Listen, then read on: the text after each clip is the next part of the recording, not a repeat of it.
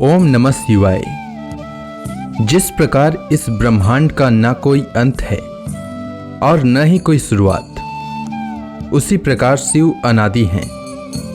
आज सोमवार है और सोमवार का दिन भगवान शिव की भक्ति के लिए समर्पित है। तो आइए सुनते हैं सोमवार व्रत कथा। प्राचीन काल की बात है।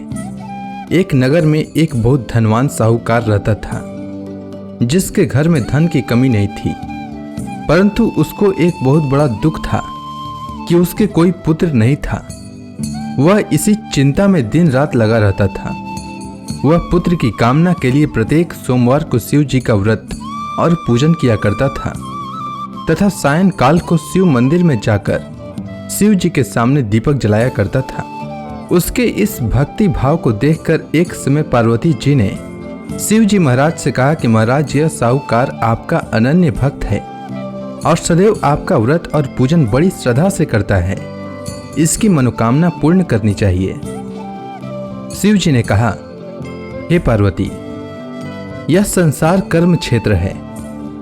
जैसे किसान खेत में जैसा बीज बोता है वैसा ही फल काटता है, उसी तरह इस संसार में जैसा कर्म करते हैं वैसा ही फल भोगते हैं।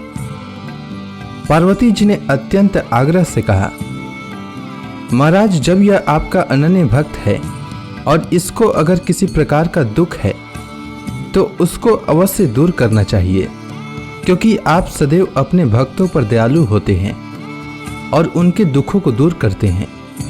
यदि आप ऐसा नहीं करेंगे तो मनुष्य आपकी सेवा तथा व्रत क्यों करेंगे। पार्वती जी का ऐसा आग्रह देख शिव जी महाराज कहने लगे, हे पार्वती, इसके कोई पुत्र नहीं है। इसी चिंता में यह अति दुखी रहता है। इसके भाग्य में पुत्र न होने पर भी इसको मैं पुत्र प्राप्ति का वर देता हूँ, परंतु यह पुत्र केवल 12 वर्ष तक जीवित रहेगा। इसके पश्चात वह मृत्यु को प्राप्त हो जाएगा।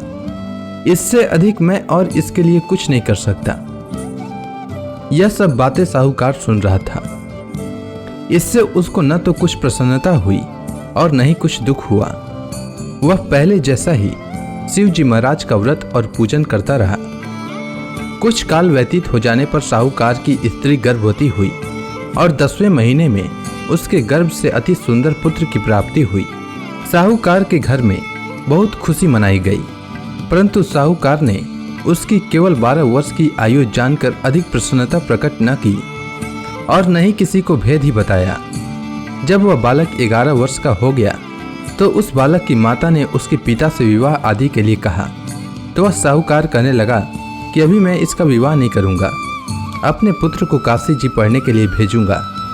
फिर साहूकार ने अपने साले अर्थात बालक के मामा को बुला करके उसको बहुत सा धन देकर कहा, तुम मेरे बालक को काशी जी पढ़ने के लिए ले जाओ और रास्ते में जिस स्थान पर भी जाओ यज्ञ तथा ब्राह्मणों को भोजन कराते जाओ। वह दोनों मामा भांजे यज्ञ करते और ब्राह्मणों को भोजन कराते जा रहे थे।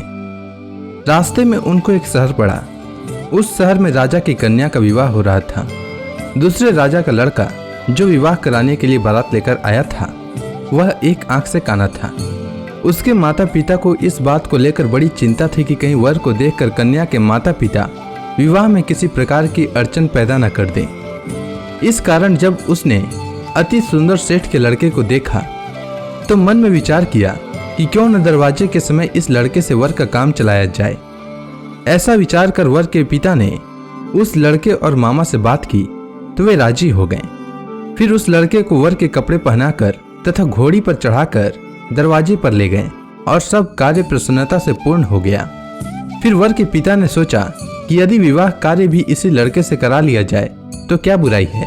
ऐसा विचार कर लड़के और उसके मामा से कहा, यदि आप फेरों का काम और कन्यादान के काम को भी करा दें तो आपकी बड़ी कृपा होगी और मैं इसके बदले में आपको बहुत कुछ धन दूंगा। तो उन्होंने स्वीकार कर लिया और विवाह कार्य भी बहुत अच्छी तरह से संपन्न हो गया।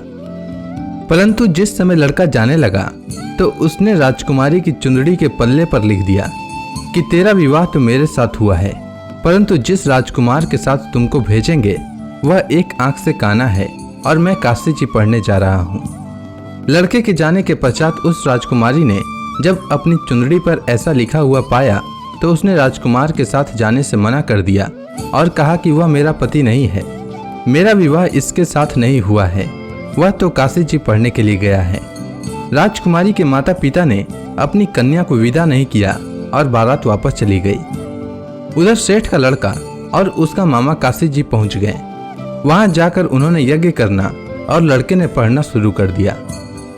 जब लड़के की आयु 12 वर्ष की हो गई तो उस दिन उन्होंने यज्ञ रचा रखा था कि लड़के ने अपने मामा से कहा कि मामा जी आज मेरी तबीयत कुछ ठीक नहीं है। तब मामा ने कहा कि अंदर जाओ और सो जाओ। लड़का अंदर जाकर सो गया और थोड़ी देर में उसके प्राण निकल गए। जब उसके मामा ने आकर देखा कि वह मुर्दा पड़ा है तो उसको बड़ा दुख हुआ और उसने सोचा कि अगर मैं अभी रोना पीटना मचा दूंगा तो यज्ञ का कार्य अधूरा रह जाएगा।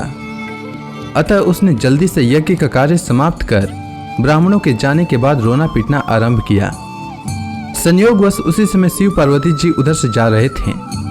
जब उन्होंने जोर जोर से रोने की आवाज सुनी तो पार्वती जी कहने लगी कि महाराज कोई दुखिया रो रहा है, उसके कष्ट को दूर कीजिए। जब शिव पार्वती ने पास जाकर देखा तो वहां एक लड़का मुर्दा पड़ा था। पार्वती जी कहने लगी कि महाराज यह तो उसी सेठ का लड़का है जो आपके वरदान से हुआ था। हे महाराज, इस बालक को और आयु दीजिए, नहीं तो इसके माता पिता तड़प तड़प कर मर जाएंगे। पार्वती जी के बार बार आग्रह करने पर शिव जी ने उसको जीवन वरदान दिया और शिव जी महाराज की कृपा से लड़का जीवित हो गया। शिव जी और पार्वती जी कैलाश पर्वत पर चले गए। तब वह लड़का और मामा उसी प्रकार यज्ञ करते तथा ब्राह्मणों को भोजन कराते हुए अपने घर की ओर चल पड़े। रास्ते में उसी शहर में आए जहां उसका विवाह हुआ था। वहां पर आकर उन्होंने यज्ञ आरंभ कर दिया तो उस लड़के के ससुर ने उसको पहचान लिया और अपने महल में ले जाकर उसकी बड़ी खातिर की। साथ ही बहुत से दास दासियों सहित आदर पूर्वक लड़की और जमाई को विदा किया। जब वो अपने शहर के निकट आए तो मामा ने कहा कि मैं पहले तुम्हारे घर जाकर खबर कर देता हूँ।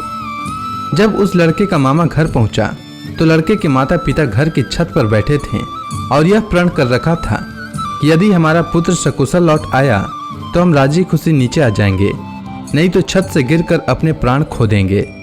इतने में उस लड़के के मामा ने आकर यह समाचार दिया कि आपका पुत्र आ गया है, तो उनको विश्वास नहीं हुआ।